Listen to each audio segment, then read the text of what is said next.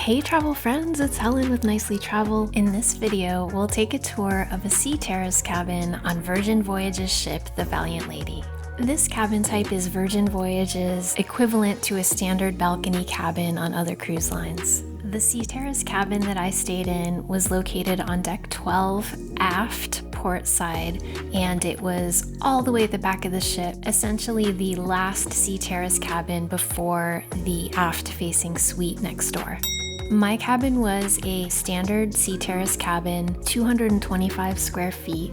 Virgin Voyages does offer Sea Terraces in a few varieties. The most affordable Sea Terraces are called limited view Sea Terraces, and those are the ones that are, I believe, on lower decks, and so they may have some things obstructing the view out to the ocean, like lifeboats or something like that. And then there are a couple upgraded versions of the Sea Terrace cabin on this ship as well. The first one is a central Sea Terrace cabin, and these are exactly the same as the regular Sea Terrace cabins, other than their locations might be a little more convenient to elevator lobbies and just less of walking down the ship's corridors to get to your room. You can also upgrade to an XL Sea Terrace cabin. This is the largest regular balcony cabin. It includes a bigger balcony and a larger bathroom and a little bit more space overall. To enter your cabin, you use what Virgin calls your Sea Band. It's like a little friendship bracelet, and you tap that against the front of your cabin and you're in. When you first enter the Sea Terrace cabin, the first things you're gonna see are the bathroom and the closet area. The closet is a fairly compact unit. It's got a portion where you can hang things, and that is covered up by a curtain. And then there's also a portion that you can open up that includes a full-length mirror and various shelves and drawers, as well as a safe. There's also another full-length mirror around the corner on the end of this closet unit. I loved that because full-length mirrors are just crucial, in my opinion, in any room, so the fact that there was two was a nice little surprise. Much like the closet unit, the bathroom in this cabin is on the compact side for sure. That's pretty typical for cruise cabins at this level. The shower is nice in here though. There's a rainfall shower inside as well as a handheld shower. Everything else was functional. It had everything I needed, and our cabin host kept it nice and clean. So, it did what I needed it to do for this cruise. If you're someone who really values having a spacious bathroom, I would definitely consider looking at least an XL Sea Terrace cabin, if not a suite. Beyond the entryway, you make your way into the main living and sleeping space of the cabin. This area includes a queen-size bed that can be converted during the daytime into a sofa. These days, Virgin Voyages tends to just keep it in bed mode all of the time, but you can easily request to have it transitioned into a couch during the day in case you want the extra space or you just want to see what it's like. This area also has a nice sized smart TV on the wall, as well as some handy little nightstands that you can move around depending on what you need them to do, and some reading lamps mounted above the bed.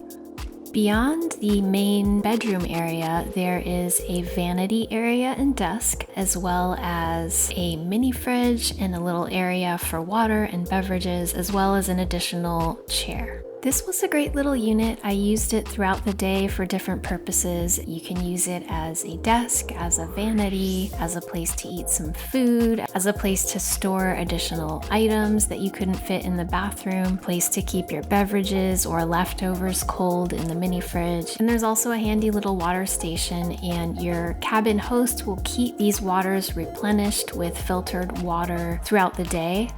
This vanity/desk unit is also where the room's tablet lives, and this tablet is going to be very important to your cabin experience on Virgin Voyages. Every cabin is equipped with these tablets, and they control a lot of functions in the room. They're super handy, and I think I'm spoiled now. If I go on another cruise line, I'm going to be missing this little tablet a lot because, okay, here's what it does. You can control the curtains with it, so you can open or close them without getting out of bed. You can adjust the lighting in the room, and they have a bunch of different lighting presets depending on your mood and what kind of vibe you're going for, but that was really nice. With the click of a button, I could change up the vibe in the room and or turn the lights off without having to get out of bed. You also use the tablet to control the television in the room, and there is a wonderful selection of movies and TV shows available for free to stream through this tablet.